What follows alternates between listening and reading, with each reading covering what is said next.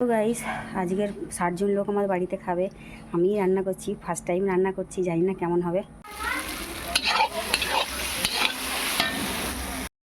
আমি তো পুরো ঘেমে নিয়ে গেছি, প্রচণ্ড গরম। এই গরমে এই যে রান্না কমপ্লিট, এখন বাজছে 12টা। এই গীতা মাহাত্ম্য বর্ণনা করিতে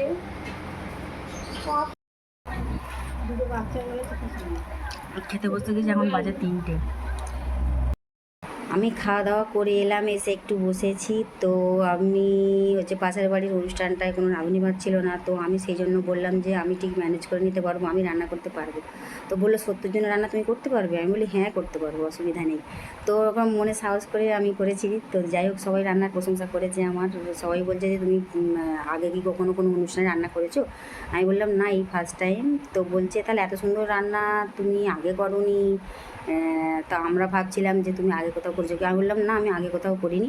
তো যাই হোক, সকলের আমি এভাবে রান্নার প্রশংসা শুনে আমার খুবই ভালো লাগছে। তো যাই হোক, একদিন তোমাদেরও মন জয় করে নেবো, এভাবে তোমাদেরও ভালোবাসা পেয়ে যাবো। কী বলো বন্ধুরা? তোমাদের ভালোবাসা পাবো তো?